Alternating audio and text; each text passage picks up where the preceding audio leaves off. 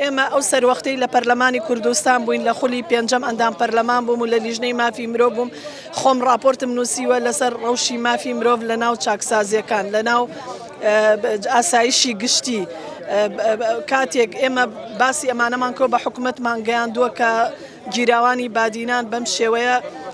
ژیان ئەگوزێن نەک تەنیا گیراوانی با ڕەوشی مافی مرۆڤ بە گشتی چکە تەنیا ئەوان نەبوون لەو شوێنەیە راپۆرتمان کردووە لە سەریان کە لە ناو 6 مەتر دووجا 130 نەفەر هەبووە ئەشکەنجە پێی ڕەو کراوە خۆراکوونانیان باش نەبووە لە ناو ئاسایشی گشتیە شوێنێکی تەنگ هەبووە کە شوێنی ئیسراحەت و خەوت ئەوانیان نەبووە لەسەر وەختێک کە کۆرۆنا هەبووە ئەوان لە ژوورێکی کە ژمارەی زۆر خەڵکی تیا بووە تەندروستیان پارێزراو نەبووە لەبەرەوە ئەمانە هەمووی راپۆرتی لەسەر کراوە ئەگەر مەبەست ئەوەیە کە بۆچی حکوومەت گوێ لەمانە ناگرێت حکوومەت ئەوە گوێی لەمانە بگرتە چکە پەرلەمان شوێنی نوێنەرانی خەڵکی کوردستانە پەرلەمانتار مەجبورە دیفاع لە هەموو هاوڵاتیە بکات لە هەرێمی کوردستان بە هەموو ڕنگ و دەنگ و ئاین و ئاینزا جیاوازەکانەوانێ ئەوەی کە بە چاو ئەیبینێت ئەبێت بیکات بە راپۆرت و پێشکەش بە حکوومەتی بکە حکوومەت دەبێت بەپێی ئەوە مامەڵە بکات بە تایبەتی لە ڕووی پاراستنی مافی مرۆڤ کە یەکێکە لە دروشمەکان کە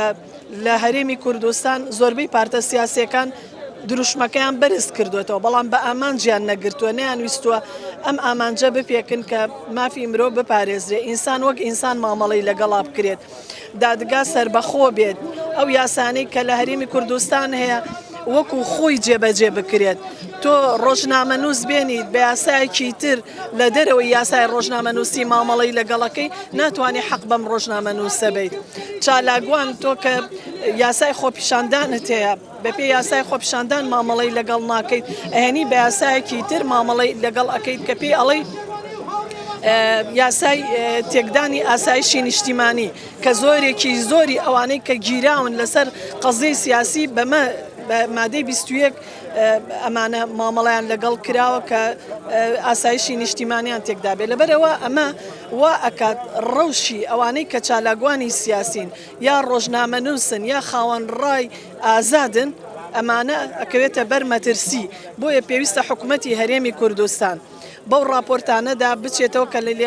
لەلایەن ڕێکخراوە نێودەوڵەتیەکان ڕێکخراوە ناوخۆییەکان بۆ پاراستنی مافی مرۆڤ پێشکەش کراوە بەو راپۆرتانە مامەڵە بکاوە مافی مرۆڤ بپارێزێ و دادگاکان ئەبێ سربەخۆ بن دادگاکان نابێ بە هیچ شێوەیەک دەستی حیزبیان تیا بێت بۆ ئەوەی هاوڵاتی هەز بکە سین و سات فەرقی نییە لە بەرامبەر یاسادا مافی لە دادگا بەپێی ئەوەی ئەگەر سربەخۆ بێت ئەتوانێت حەق و ما بۆ هاوڵاتی بگێڕێتەوە نەک کاتێک دادگا بکەوێتە ژێر هەیمەنەی حیزبەوە حیزبی ژوە بێ هەر کەسێک بە سزا بگەێنێ بەم شێوە بێ و ئەمەی کە لە چەند ڕۆژی ڕابردوودا بینیمان هیچ شکاتکەرێک نییە لەسەر شێروانی بەڵام سەیرەکەی بە دەستێوەردانی حیزبی سزای 4 ساڵ ئەسەپێنرێ بەسەریدا لە کاتێکا پێشتریش تەنیا لەسەر خۆپیشاندان یا لەسەر هەندێک کاری ڕۆژنامەنووسی ئەوانە سزای 6 ساڵیان بەسەردا سەپێنرات کە ئەمانە یعنی ناحەقی و ناعەدالەتیە بەرامبەر بە هاوڵاتی هەرێمی کوردستانە کرێ ئەم جۆرە توندوتیژی و بەرەنگاربوونەوەی ئازادی ڕای ئازادە ئەمە گرفت دروستەکە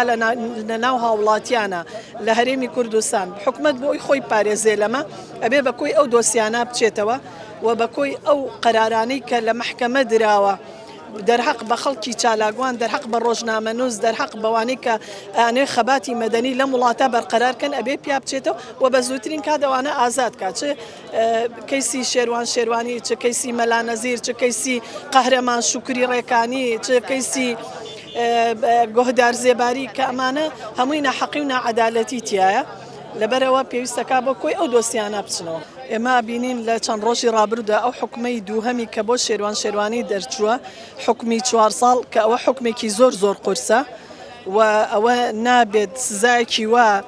کاتێککە هیچ کەسێک شکاتکەر نیە بەستەنیا لەسەر داواکاری گشتی سزایەکی وا قورس بە هاوڵاتیەک بدرێت لە کاتێکە ئەوەی کە بۆ بە بەهانە لای داواکاری گشتیش تەنیا واژۆی چەند کەسێک بێکەم کەسانە خۆیان ئەم شخصیان کردووە بە مخەوەل بۆ هەر بڕیارێک بۆ هەر پێداویستیەک لەبەرەوەی بەیەکەوە نەبوون دابش کراون بەسەر هۆڵەکانی چاکسازیدا بەیەکەوە نەبوون بۆیە بە ناچاری ئەم کەسە ئەگەر ئەمەشی کردبێت داوایەکی پێشکەش کردبێت تەنیا ئەوە بووە و